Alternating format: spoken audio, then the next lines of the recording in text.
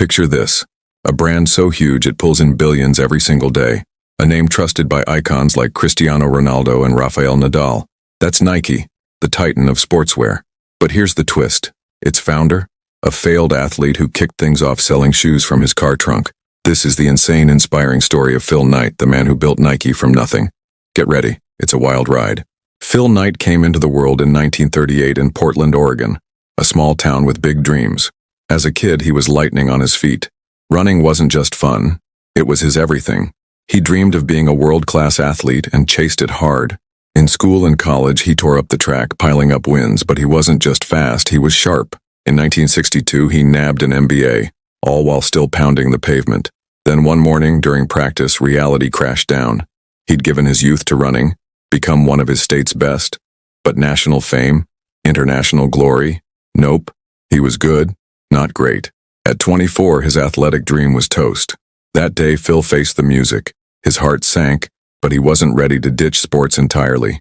Running was in his blood, especially his shoes. Every runner gets that bond, right? So he thought, what if I sell shoes? It wasn't a whim either. Back in business school, he'd written a research paper that was basically a crystal ball. He'd studied how Japanese camera brands crushed the US market with quality and low prices. His big idea? Japanese running shoes could do the same. Shake up America and topple giants like Adidas and Puma. It was a gamble, but Phil had nothing left to lose. He zeroed in on tiger shoes, made by a Japanese company called Onitsuka. With every cent he had, he flew to Japan and scored a meeting with their execs.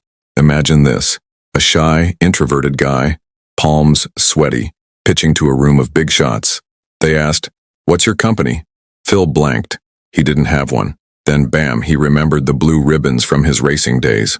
Blue Ribbon Sports, he said, making it up on the spot. They bought it. He pitched his college paper like a pro, and by the end, Onitsuka was in. They wanted Blue Ribbon to sell tiger shoes in America. Deal sealed. Phil was over the moon.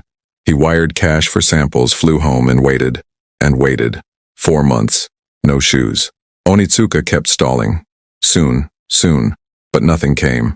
Broke and desperate, he took an accounting job to survive. Nearly a year later, he'd almost given up when a customs notice arrived.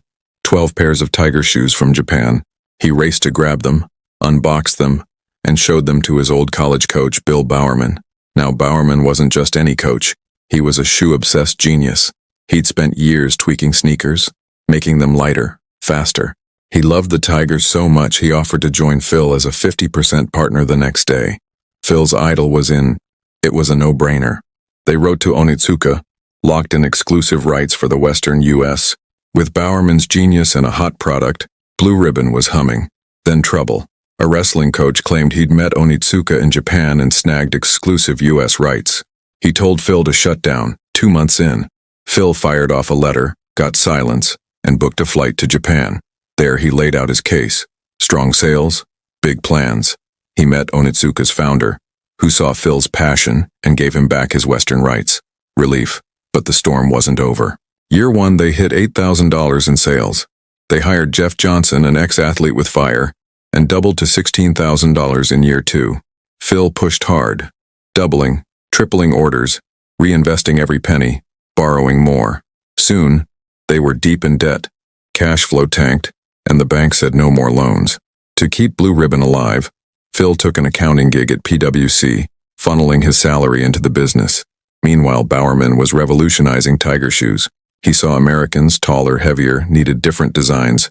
He tore apart shoes, experimented, and created the Cortez. It hit the market and exploded. By 1971, sales soared to $1.3 million. Phil quit PwC for good. Everything was golden, until Onitsuka turned on them. Greedy over Blue Ribbon's success, they demanded 51% of the company, or they'd yank the distributorship. Phil was blindsided, betrayed, but he didn't cave. He rallied his team. "We're done pushing someone else's brand. Let's build our own." They cut ties with Onitsuka and went all in. First, a logo, something fast, victorious, shoe-friendly. A graphic design student sketched a curved check mark. Phil paid her $35 then, a name. Jeff Johnson dreamed it. Nike, the Greek goddess of victory. On May 30th, 1971, Nike shoes were born. Nike was a nobody against Adidas and Puma. Phil got smart. He signed Steve Prefontaine, the era's top runner, for $5,000 a year, pioneering athlete endorsements. He built a sales team of ex-athletes who got the customer. By 1980, Nike had 2,700 employees, $270 million in sales, and beat Adidas to rule America. Then Reebok struck. They nailed the 80s style trend while Nike stuck to performance. Customers drifted, losses hit, and in 1986, Reebok took the crown. Nike needed a miracle, and found it in Michael Jordan. Jordan was a rising basketball star, and Phil bet big. Nike signed him, launched Air Jordan sneakers, bold, stylish, a total game changer. Jordan rocked them on the court. Ads screamed, "Air Jordan, it's all in the imagination," and boom, $100 million in sales year one. Reebok was done. Nike went global in the 90s, branched beyond shoes, and today, they're worth over $150 billion. From a car trunk to the top, Phil's journey is unreal. His secret? Execution. In Shoe Dog, he writes, "Let them call your idea crazy. Keep going. Don't stop." Nike's tagline says it all. Just do it. Loved this? Like, subscribe, and check out my next video. You won't want to miss it.